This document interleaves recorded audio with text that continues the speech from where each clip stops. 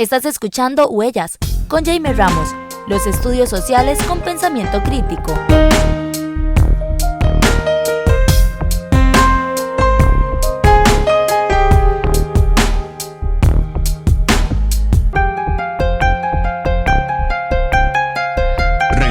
Estamos en su espacio Huellas, en los estudios sociales con pensamiento crítico, iniciando la 12ª temporada de este espacio dedicado al análisis, el debate, la discusión de los estudios sociales, de las ciencias sociales en Costa Rica. El día de hoy hablamos de un tema que nos apasiona. En el Día Internacional de la Radio, hablamos de la radio, de la importancia que ha tenido este medio de comunicación en los procesos de democratización, en la lógica de la reproducción de las élites dominantes, pero también en los ejercicios de resistencia que ha significado la radio, no solamente en Costa Rica, sino a nivel mundial. Y estamos hablando con una persona especialista en este tema, con José Navarro Gómez, productor de Onda UNED, a quien le agradecemos muchísimo que esté con nosotros el día de hoy compartiendo investigaciones, experiencias en más de 20 años de dedicarse a esta tarea tan importante dentro de la lógica de la UNED, vamos a hablarlo más adelante, la Universidad de los Territorios, y de Onda UNED, que ha tenido un impacto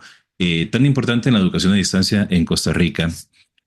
José, para iniciar esta segunda parte y ya adentrándonos en un contexto más de finales del siglo XX, principios del siglo XXI, me gustaría que nos aportaras una reflexión acerca de cómo la radio, si bien ha mantenido mucho de sus elementos primigenios, si se quiere, de sus elementos con los cuales surgió, también ha venido evolucionando y cómo se ha relacionado hoy por hoy en una sociedad de la que hablaba Manuel Castel, ¿verdad? De la sociedad red, de las tecnologías digitales. ¿Cómo sigue vigente la radio en un contexto de tecnologías, de internet, de globalización, etcétera, etcétera? Ujú.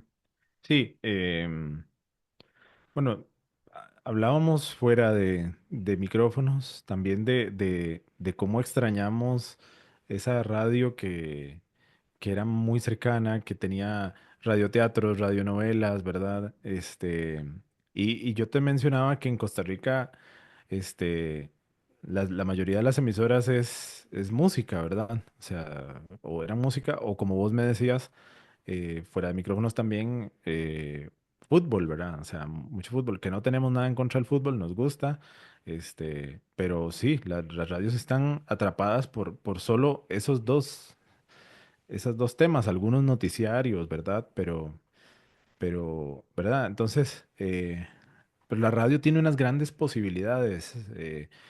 Yo siempre me gusta citar a Orson Welles, este cineasta grandísimo, este, que él decía, la ventaja de la radio sobre el cine es que en la radio la pantalla es más grande. ¿Por qué? Porque la pantalla es nuestra imaginación y la radio tiene esa posibilidad de crear mundos, de crear espacios con el sonido, ¿verdad? Y que no es tan difícil de hacer una historia en la radio como hacerla en el cine, porque en el cine tenés que mostrarlo, ¿verdad? En la radio solo tenés que hacer que la gente se lo imagine, ¿verdad? Entonces, pues la radio quisiéramos que fuera un poco más cercana en ese sentido. Ahora con las nuevas tecnologías, ¿verdad? Los podcasts y todo esto, pues ya hay iniciativas de gente que está haciendo ese tipo de cosas, ¿verdad? Radionovelas, radioteatros, que uno los puede encontrar en las diferentes plataformas que tenemos a disposición hoy en día. Este, la radio, pues lo que ha tenido que hacer es evolucionar, como cualquier otro medio. Todos los medios han tenido que evolucionar. Eh, cuando, cuando salió la radio decían, van a morir los periódicos. No, pues nunca murieron, ahí están todavía. Han tenido que evolucionar. Luego, cuando salió la televisión, ahora sí, la radio está hundida y todo lo contrario, la radio fue evolucionando Y lo mismo la televisión con el internet. Ahora sí, ya, ¿quién va a ver televisión? No, todavía está. Aunque hay plataformas y podemos ver las películas que queramos en el momento en que queramos, ahí está la televisión todavía subsistiendo. Tiene que seguir actualizándose, tiene que seguir evolucionando, ¿verdad? Y así, ahora con la inteligencia artificial vamos a tener que volver a evolucionar porque ahora con los modelos de generación está este que se llama Notebook LM, que es de Google, que usted le pone un texto o le carga un PDF y te hace un podcast de eso y lo escuchas. Lo que pasa es que ahorita está solo disponible en inglés, entonces oís a los narradores hablando de ese documento que le cargaste y te hace un podcast de todo ese contenido. Y parecen que son dos personas, pero es una inteligencia artificial la que se está hablando, ¿verdad? O sea, vamos a tener que seguir evolucionando y de eso se trata, de tener la resiliencia de evolucionar, de seguir adaptándose. Y creo que la radio, poco a poco fue adaptándose y convirtiéndose a la radio por internet, a la radio por los podcasts, ¿verdad? Que se relacionan cercanamente con lo que, pues, para toda la vida ha sido para nosotros la radio, porque ahora la radio también tiene imagen, gracias a internet, entonces ahora nos ven y nos ven en los podcasts y nos ven en la radio porque hay una cámara siempre en la cabina, ¿verdad? Este, todo eso es parte de la evolución. Lo importante es que mantenga su esencia, ¿verdad? De saber que estamos hablando para ser escuchados, más que para ser vistos. Creo que eso es lo que tenemos que siempre tener presente. Pero tiene que seguir evolucionando y tenemos que seguir viendo cómo hacemos un mensaje que sea pertinente para las personas, un mensaje que construya, ¿verdad? Y si se quiere, eduque. O no sé si es muy, eh, no sé, decir que nosotros nos vamos a encargar de educar a las personas puede ser un poco pretencioso, ¿verdad? Pero digámosle que construya, esa es como la palabra clave, o sea, eh, la radio tiene que mantener, digamos, cierto espíritu por el cual lo originó, pero tiene que seguir modernizándose, tiene que seguir evolucionando. Y ahí está la clave. Mm, Ha tenido que adaptarse y ese es el camino.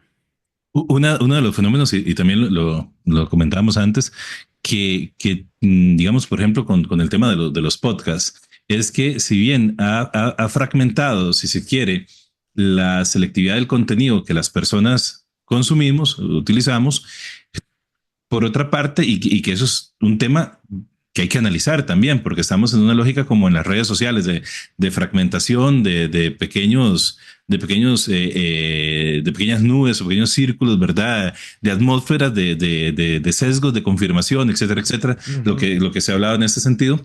Pero por otra parte, también yo siento que el advenimiento de las tecnologías digitales y sobre todo la democratización en el acceso a la elaboración de los contenidos permitió que se le disputara a las radioemisoras comerciales todopoderosas, como vos decías anteriormente, ¿verdad? La elaboración de otro tipo de contenido que la gente demandaba, que las personas demandaban.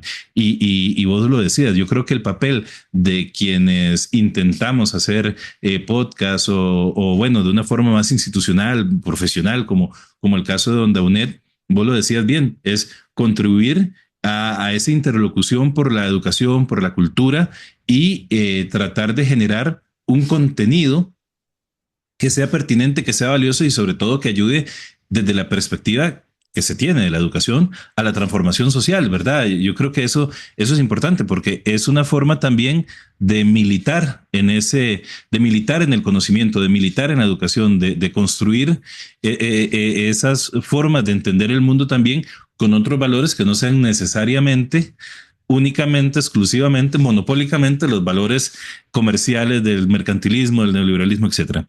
Y esto tiene que ver con la siguiente pregunta. La UNED se ha denominado, antes lo decíamos, la Universidad de los Territorios ha sido pionera en la educación a distancia, en la autogestión del aprendizaje, por ende, en estos procesos de democratización de la educación. Quería preguntarte a partir de esta breve reflexión. Eh, ¿Qué papel han jugado las radios comunales y desde luego qué papel ha jugado Onda UNED como instancia coordinadora de múltiples proyectos de comunicación a nivel de las regiones, de los territorios? Ujú. Sí, antes quisiera retomar un poquito lo que estabas diciendo porque me parece fundamental en estos tiempos en los que estamos con tantas redes sociales, este, y se da estos sesgos de confirmación que vos decías, ¿verdad? O sea, los algoritmos ya nos conocen tan bien que nos recomiendan solo las cosas que nos pueden interesar, ¿verdad? Entonces aquí es importante que como ciudadanos hagamos el ejercicio un poco más proactivo de buscar más, de buscar diferentes medios, ¿verdad? Y creo que aquí por eso es importante que todavía exista la radio, ¿verdad? Así de ondas en la que podamos sintonizarla porque ahí podemos navegar un poco fuera de esos algoritmos. O sea, estaríamos como tratando de vencer al algoritmo si lo hacemos por los medios más tradicionales. O sea, ver las noticias de los medios que tal vez no son tan similares a nuestros gustos o nuestros pensamientos, también nos hace ver qué están pensando las otras personas. Pero es que en las redes sociales ahorita generalmente nos muestra gente que piensa similar a nosotros. Entonces, ahí es donde se dan ciertos engaños a nosotros mismos, nos engañamos a nosotros mismos creyendo que todo el mundo opina igual y de repente nos damos cuenta que un gobierno autoritario y verdad, como el que tenemos, este, tenga tanta popularidad. Y nosotros en nuestra burbuja creíamos que no, que nadie iba a votar por alguien así, ¿verdad? Pero es que estábamos demasiado metidos en una burbuja, ¿verdad? Y bueno, creo que es algo de lo que hemos tratado de fomentar desde nuestro charco acá en Onda UNED, en la UNED, como bien vos decís, la Universidad de los Territorios, así nos consideramos, porque la UNED tiene sedes en todo el país, más de 37 sedes en todo el país, este, y desde Onda UNED hemos tratado de promover que las diferentes sedes también tengan sus espacios de comunicación. Entonces, creamos en conjunto, pues con gente de todas las sedes, la, la red Comunica UNED Territorios, que es una red que se ha extendido inclusive a más allá de solo gente de la UNED, sino también algunas emisoras culturales, algunos medios regionales, este, que se han unido también a este esfuerzo que hemos hecho con con la red Comunica UNED Territorios, que incluso el año pasado se realizó el encuentro de medios, en el que participaron, como te digo, medios de diferentes instituciones, organizaciones privadas, medios, independientes. Todo esto, unido en un, ¿verdad? En un encuentro donde todos fuimos construyendo ideas nuevas, ¿verdad? Generando alianzas. Y precisamente ahora tenemos varias alianzas con varios medios en los que transmitimos temas de interés general, como por ejemplo las coberturas del 1 de mayo en la Asamblea Legislativa, elecciones de diferentes tipos, como las elecciones municipales o elecciones nacionales. Todo eso, pues, hemos tratado de hacer llegar. Y bueno, volviendo un poco a la parte de Onda UNED, también hemos procurado o hemos tratado de llevar, ¿verdad?, educación a todo el país también a través de las herramientas que nos da la misma universidad. Entonces hemos generado materiales que son complementarios para las asignaturas que estudian las personas en la UNED.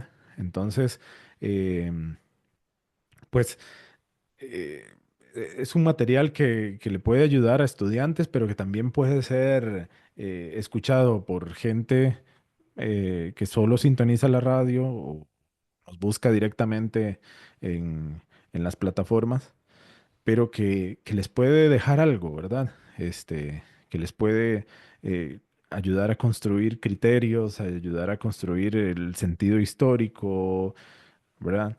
Eh, y como lo decíamos ahora, con las emisoras del ICER o con todas las emisoras culturales, medios independientes, pues todos esos proyectos contribuyen, digamos, a que exista una mayor diversidad de pensamientos, que podamos tener una visión un poco más crítica o real de las diferencias y la diversidad que existe en un país como Costa Rica, que es plurilingüe y multicultural, ¿verdad?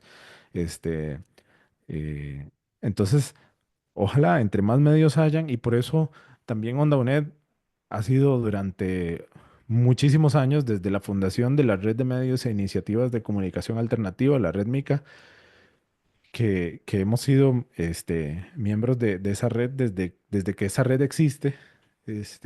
Y lo que procuramos es que se dé un ordenamiento del espectro radioeléctrico, que se le cobre lo justo a las grandes empresas porque no se les cobra lo que corresponde a un bien que es demanial, o sea, que nos pertenece a todos y que ellos están lucrando con algo que nos pertenece a todos. Entonces, que paguen proporcionalmente a lo que ganan. O sea, emisoras o canales de televisión que por 30 segundos cobran en publicidad, no sé, 2 millones de colones, pero le pagan al Estado.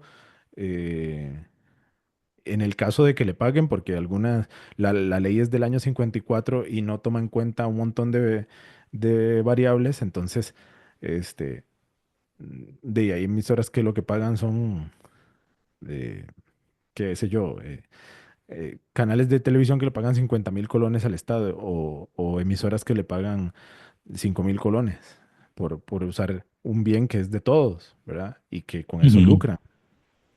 Correcto, de eso vamos a hablar al final, porque creo que es uno de los temas. Hoy por hoy, hablando de la comunicación colectiva, hablando de la radio, de lo más importante en una democracia y sobre todo desde el punto de vista de la justicia tributaria, de la distribución de la riqueza y sobre todo del acceso a un derecho humano como es la comunicación. Quería hacer un comentario con respecto a lo que vos decías, si me permitís, decías anteriormente, de el sesgo de confirmación y de la importancia de la radio, por ejemplo, en FM, la radio que está para todos. Yo creo que si bien es cierto, las tecnologías digitales, los podcasts, los canales de YouTube, etcétera, las diferentes plataformas y tecnologías que han democratizado la construcción de contenido son muy importantes, pero pueden jugarle una mala pasada a el intento realmente contrahegemónico en cuanto a la democratización de la comunicación. ¿Por qué? Porque ocurre lo que vos explicabas, o sea, se vuelve como un pequeño grupo, ese sesgo de confirmación, ¿verdad? Esa burbuja, y realmente lo que se requiere en una sociedad democrática es que existan medios de comunicación hegemónicos o hegemonizables, pero que representen la diversidad, la pluralidad ideológica, cultural de los distintos sectores de un país, de un estado como el caso nuestro. ¿Qué es lo que pasa aquí? Que los grandes medios de comunicación, los que le llegan a todo el mundo, están copados por grandes empresas multinacionales en la mayoría de casos o de capital privado que obedecen solo a una forma de ver el mundo. Entonces, sectores, vos lo decías perfectamente, las poblaciones indígenas, los grupos cooperativistas, sindicales, grupos que tienen otra forma de ver el mundo, grupos sociales que no es que se inventan, no es que existe, es parte de la realidad concreta y que tienen el derecho a poder elaborar y poder llegar a todas las personas. Es decir, si no hacemos eso, ¿cómo se pretende democratizar el debate político? ¿Cómo se pretende democratizar y sobre todo no monopolizar el derecho, insisto, el derecho humano a la comunicación?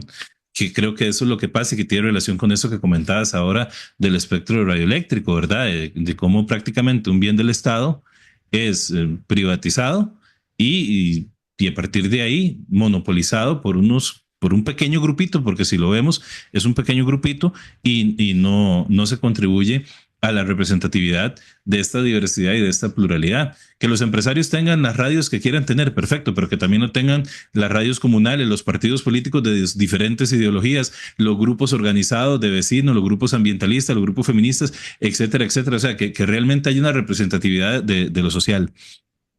Y esto Ujú. me lleva a la siguiente pregunta, José. Hoy por hoy, uno de los temas más polémicos en la comunicación del siglo XXI es el tema de la literacidad crítica, es decir, de la veracidad de la información, de la concentración, lo que hablábamos, de los medios de comunicación en manos privadas, de esta hegemonización incluso de las redes sociales, lo que muchos han llamado este tecnofeudalismo, por más polémico que sea el concepto, o la injerencia que está teniendo, por ejemplo, tipos como Elon Musk o muchos otros, ¿verdad?, de las redes sociales en la vida de los países y como vos lo decías antes, en el contexto de la Guerra Fría no estuvimos ajenos a eso y probablemente no lo estaremos en el presente y en el futuro. Entonces, digamos, ¿cuál es la responsabilidad social de la radio que se quiere denominar crítica o contrahegemónica y cuál es el papel de, por ejemplo, instancias como Onda UNED o la importancia que tiene Onda UNED en esta lógica y en la cual ustedes han venido luchando desde hace muchísimos años por esta democratización? Mm. Ajá. Sí, es importante, bueno, quisiera tal vez aquí mencionar que no existe y nunca existirá la objetividad total, ¿verdad? O sea, cualquier medio siempre va a tener va a partir de una perspectiva, de un estilo de pensamiento, de una editorial, digamos. Todos Ujú, los medios de alguna manera, ¿verdad? Tienen una línea editorial que los gobierna de alguna u otra manera, ya sea consciente o inconsciente, porque también hay muchos medios que son independientes, pero responden a la visión de mundo de la persona, ¿verdad? Que tiene este medio independiente. Em, entonces, aquí el tema y lo más importante es que haya diversidad y que tengamos la posibilidad de escoger, porque si escuchamos mensajes de diferentes fuentes, pues podemos nosotros también construir un criterio que también va a estar parcializado de alguna manera, pero va a tener en cuenta más voces, ¿verdad? Y eso es lo que queremos, que haya más voces, que hay mucha gente que a veces se molesta porque nos dicen, y yo que estoy colegiado en el Colegio de Periodistas de Costa Rica, o sea, hay muchos colegas que nos dicen, es que ahora cualquier persona puede, decir lo que quiera y puede manipular la información y puede decir lo que sea. Y bueno, está bien, o sea, es un derecho humano el derecho a la libertad de expresión. Y es un derecho humano también el acceso a esos medios de comunicación. Entonces, nosotros, al menos desde nuestra posición de Onda UNED y que estamos muy inspirados en grandes pensadores como José Ignacio López Vigil, que ha sido como un maestro para nosotros de que la radio o la comunicación en general, pero él habla básicamente de la radio se hace hasta en la cabina de radio, o sea, como hasta en la cabina de radio, pero la radio tiene que salir, tiene que ir a la calle, tiene que ir a las comunidades, la radio tiene que estar ahí y todas las personas tienen el derecho, no solo a decirlo, lo que quieran decir, sino a recibir también, tener el derecho a recibir. Evidentemente habrá que asumir la responsabilidad por las cosas que uno diga, ¿verdad? O sea, no es que vamos a empezar a inventar cosas o a difamar, porque ujú. tendremos que hacernos responsables de eso. Pero digamos, ahora que hablabas de, pues, de todas estas corporaciones, ¿verdad? O, o lo que llamas tecnofeudalismo, este, digamos, uno lo ve, por ejemplo, hace poco en el traspaso de poderes de Donald Trump, donde están los CEOs o los directores, ¿verdad? De todas estas empresas tecnológicas, desde Google, Facebook, Apple, y todas estas de inteligencia artificial como OpenAI, ¿verdad? Todo esto al servicio de un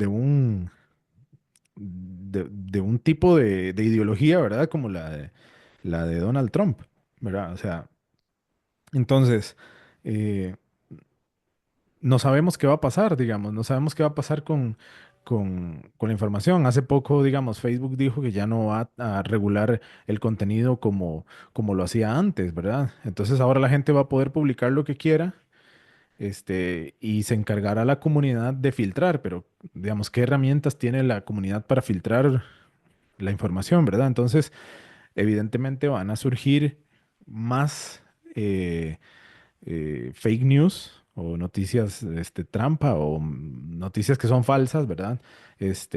Van a empezar a surgir más y ahí es donde tenemos la responsabilidad, las personas que estamos en algún tipo de medio, de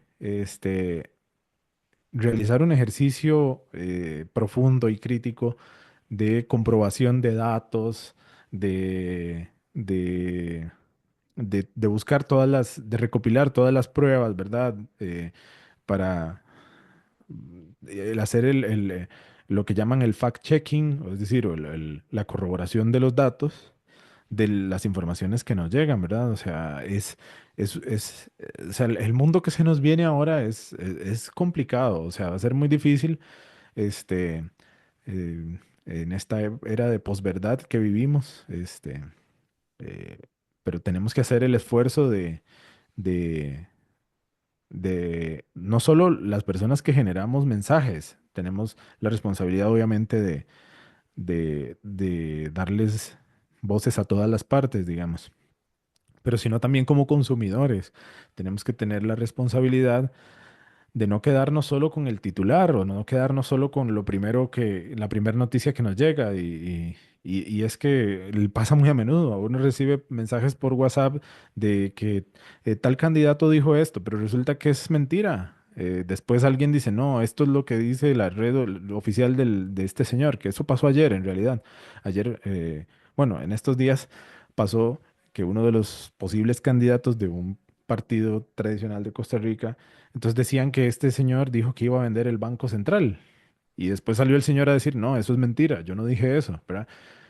Y puede ser que sea verdad o puede ser que sea mentira. Eso es indiferente, pero, es decir, eh, estamos en ese momento, estamos en ese lugar en el que no sabemos eh, de dónde vienen las informaciones y nuestra responsabilidad es buscar de dónde vienen. Y por eso es importante que existan más medios, porque entre más medios hayan, pues más se va a contrarrestar esa desinformación. Yo creo que una de las labores, obviamente yo sin ser periodista, yo soy maestro, soy profesor de estudios sociales, pero creo que una de las labores y que distingue a la persona periodista es la formación profesional y académica que tiene para la gestión integral de la información, para la corroboración de los hechos, para, como vos decías, para la confirmación, para la investigación, que es decir, todas las personas tenemos el derecho de comunicar y utilizar la tecnología o los medios que estén a disposición para expresar lo que consideremos y lo que tengamos a bien decir, haciéndonos responsables de lo que decimos. Pero lo que distingue al periodista es a la persona periodista es que tiene esa formación y sobre todo esa responsabilidad ética, ¿verdad? De no entrar en una lógica simplemente de distribuir información que no esté verificada, que no esté investigada, que no esté procesada a partir de esa formación que tiene como especialista en medios de comunicación colectiva, ¿verdad? Como periodista y tal. Yo creo que eso es fundamental. Y Y eso, perdón que te interrumpa, uh, y tiene mucho que ver con la ética del profesional, ¿verdad? O sea, porque lamentablemente el colegio de periodistas, bueno, lamentable por un lado, pero bien por otro, el colegio de periodistas no puede interferir, digamos, en lo que publique un medio, digamos, porque podría considerarse como censura, ¿verdad? Pero lo que yo decía antes, Lo que sí es que la persona que comunique algo también tiene que hacerse responsable por lo que está comunicando, ¿verdad? Entonces, también existen leyes que pueden penalizar, digamos, el mal actuar de una persona periodista, ya sea que difame, injurie, todo, ¿verdad? O sea, sí existen métodos posteriores, digamos, para no caer nunca tampoco, y por eso digo que en buena hora también que no se pueda censurar a la gente, ¿verdad? Eso es un logro que tenemos también que defender, pero sí el hacerse responsable, ¿verdad? Por lo que digamos. A mí una profesora me decía siempre, el tener este micrófono es una gran responsabilidad porque podés construir, pero también podés destruir. Correcto. Para finalizar, José, volvamos al tema que siento que es determinante en la democracia y no solo en el derecho a la comunicación, sino en la democracia, en el funcionamiento de la democracia en general, en la justicia redistributiva del Estado, en los ingresos del Estado, etcétera, etcétera, como lo es el tema de la distribución y el acceso al denominado espectro, perdón, radioeléctrico. Es decir, es la forma en que el Estado, quien es el dueño, ¿verdad?, de este bien, gestiona las frecuencias tanto de radio como de los canales de televisión. Una ley que viene de mitad de los años 50, creo que se llama solo ley de radio porque todavía no contemplaba Exacto. el tema de la televisión. Ahora podríamos hablar también del 5G ahí como otro elemento que se más actual, pero ¿qué criterio te merece a vos la forma en que se ha manejado la situación de este espectro radioeléctrico en el caso costarricense? ¿Y cuál es la importancia, lo que hablábamos antes, de la emergencia, el surgimiento de medios de comunicación que puedan hegemonizar mensajes críticos frente a los medios privados y a los medios que pues comunican solo una forma de ver la sociedad, que está muy bien, pero que lo importante es que hayan muchísimos otros que representen esta diversidad? Ujú. Sí, nada más para hacer una precisión un poco de esto, es que el espectro radioeléctrico no le pertenece al Estado. Bueno, sí, pero nos pertenece a todos, y el Estado es el que lo administra, digamos, Ujú. pero le pertenece a todos los costarricenses. Entonces, Es como nosotros un bien confiamos, público. exacto, confiamos en el Estado en que va a gestionarlo, ¿verdad? De la mejor manera, pero lamentablemente no ha sido así. O sea, hemos estado desde el año 54 en una apatía, digamos, el año 54 es en el que se promulga esa ley de radio, que ya, por supuesto, que está más que obsoleta. Y durante muchos años intentamos a través de esta red de medios e iniciativas de comunicación alternativa que se cambiara esa ley. Y se hizo una recolecta de firmas, se presentaron proyectos por iniciativa popular, se intentó también hacer este lobby con diputaciones, ¿verdad? Pero es un tema que no es prioritario para casi nadie. Entonces, eh, y evidentemente los grandes medios, su interés es que no se discuta el tema, porque para ellos están en su, en su nube, ¿verdad? En su burbuja, muy contentos con que no se hable de este tema, porque em, evidentemente que haya más medios para ellos puede representar más competencia, y más competencia puede representar menos ingresos. Y ya de por sí el mercado o el ámbito de la comunicación, de los medios de comunicación, ya que la está viendo difícil desde hace un tiempo para acá, porque ya no son medios como la televisión, por ejemplo, ya no tiene el prestigio que tenía antes, ¿verdad?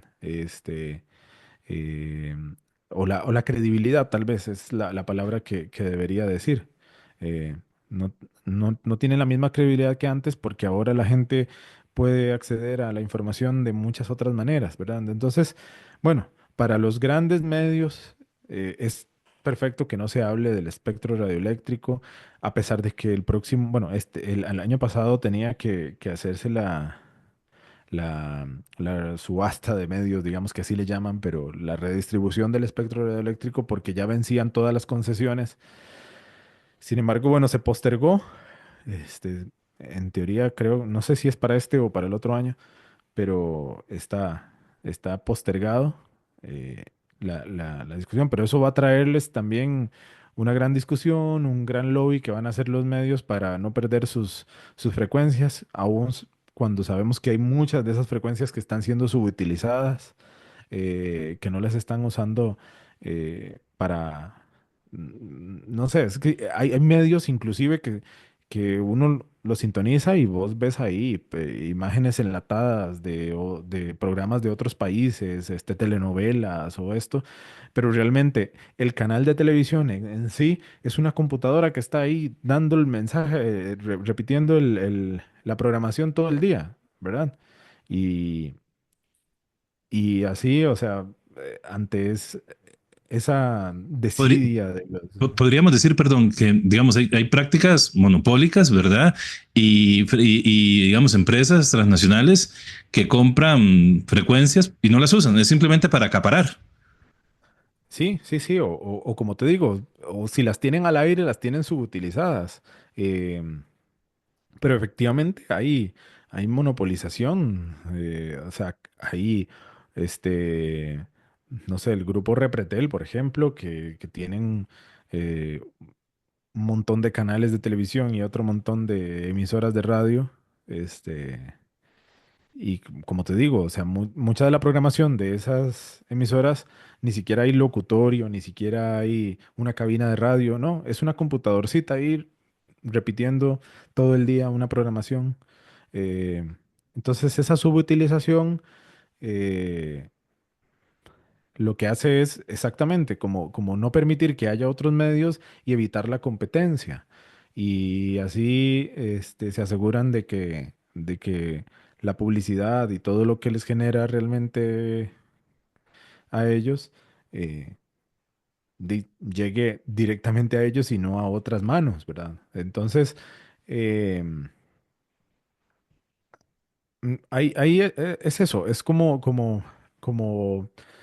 si permitiéramos, si se da una redistribución equitativa del espectro, donde quepan más voces, como vos lo decías ahora, donde haya diferentes visiones de mundo, diferentes grupos étnicos, diferentes eh, pensamientos, comunidades, no solo comunidades físicas, sino comunidades de sentido, es decir, como que las personas de la diversidad sexual tengan sus espacios, como que las personas indígenas tengan también sus propios medios, ¿verdad? O sea, eh, si tuviéramos esa posibilidad, evidentemente, eso no le sirve a las grandes empresas porque van a perder público, porque realmente no están haciendo nada, o sea, no se están esforzando por darnos eh, información o darnos programas de calidad, nos están dando solo basura y cuando sabemos que esa diversidad nos podría dar programas que nos llamen más, con los que nos sintamos más identificados y principalmente lo que hemos estado hablando todo el rato, eh, tener la posibilidad de nosotros mismos eh, acudir a diferentes fuentes que nos hagan tener una visión un poco más crítica del mundo en el que estamos viviendo, donde caben todas las personas, donde caben diferentes tipos de pensamiento y no nos quedemos en esa burbuja donde solo lo que nosotros creemos es lo que importa. Incluso había una caricatura que decía, que retrataba a un señor con su hija y la hija diciéndole, no, que esa noticia es falsa. Y el señor le responde, ¿cómo va a ser falsa si es lo que yo pienso? ¿Verdad? O sea, todo lo que hemos estado hablando durante este programa. José Navarro Gómez, productor audiovisual con más de 22 años de experiencia, magíster en diseño de lenguaje audiovisual y multimedia por la Universidad de Costa Rica, quien ha trabajado en radioemisoras como de la UCR y actualmente productor de Onda UNED. Muchísimas gracias por haber participado en Huellas y aportarnos tu experiencia y sus conocimientos. Gracias a vos, Jamer, por la invitación. Realmente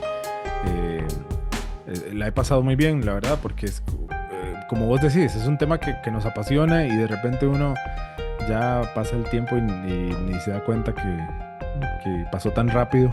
Pero la verdad es que te agradezco mucho que me hayas tomado en cuenta. Espero haberle aportado algo a la gente y si no, pues también tienen derecho a que no les haya gustado, pero estoy muy contento yo personalmente de haber estado acá.